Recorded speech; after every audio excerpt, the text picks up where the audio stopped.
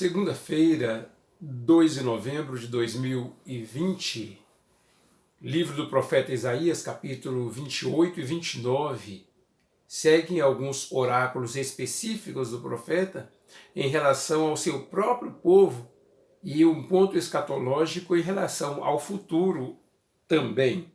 O capítulo 28 fala da impenitência de Efraim, ou seja, a sua indisposição para o arrependimento.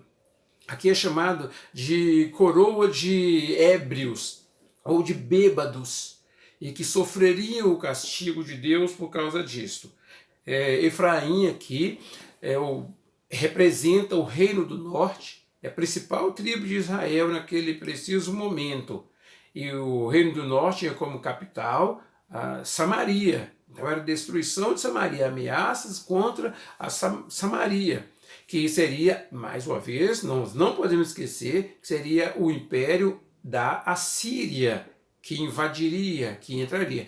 Posteriormente viria Babilônia. Então as profecias de Isaías são advertências quanto ao cativeiro, o castigo de Deus através dos assírios e também através dos babilônios, que aconteceria especificamente contra Judá.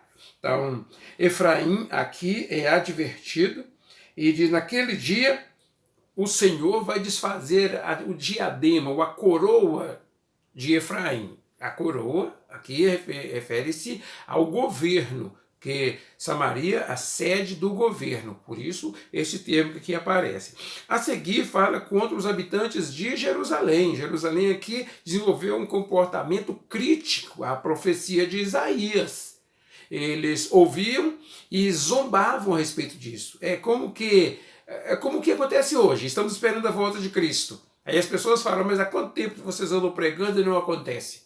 E até os crentes começam a desanimar.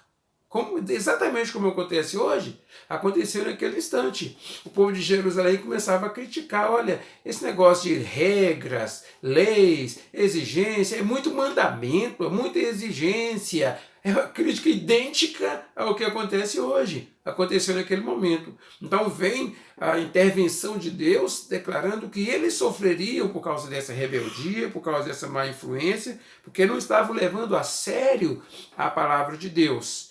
Lógico, sempre há referência aqui ao resto fiel, aquela meia dúzia que permanece fiel, que seria resgatado pela misericórdia, pela graça de Deus. E ele declara: em Jerusalém será posta uma pedra principal, angular, a principal pedra de esquina, esse ponto escatológico. Para aquele momento, a pessoa do Senhor Deus dos Exércitos. Para o futuro, a vinda do Messias, a principal pedra de esquina. Então esse decreto vai aparecendo aí. E a seguir termina o capítulo 28 falando da sabedoria de Deus. O povo é todo envolvido em influências, em pecado, em idolatria, mas não deviam se esquecer da soberania de Deus. Ele é Senhor e Ele está sobre todas as coisas. Então as consequências vêm através de catástrofes cósmicas, fenômenos da natureza são relatados aqui, como também exércitos que se levantariam contra o povo de Israel.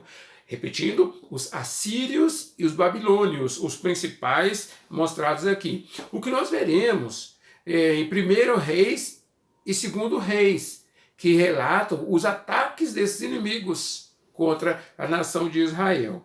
O capítulo 29 já fala sobre Jerusalém e seus inimigos. Então mostra o juízo contra os inimigos, como eles seriam derrotados, aterrados definitivamente, mas Jerusalém sofreria também as consequências de seus erros. Então, mais tarde, a gente vê um termo dizendo que o juízo começa com os da própria casa. Então, aqui está implícito essa questão. Então, os inimigos eram muitos, eles seriam usados como disciplina para Jerusalém, mas eles seriam derrotados definitivamente pelo Senhor, porque nenhum inimigo prevalecerá contra o povo de Deus. Então, tem essa advertência mostrando o que Deus faria e como os inimigos sofreriam, e o próprio Jerusalém sofreria isto. Também, caminhando para o fim do capítulo 29, fala da hipocrisia do povo, o povo de Israel. Então viveu de aparência. Viveu de aparência, apresentavam-se no templo, apresentavam-se tantas coisas, mas eram falsos, viu de aparência. Então Deus declara, haverá um momento que o livro será apresentado e mesmo aqueles que sabem ler não terão entendimento. E o livro então será passado para os que não sabem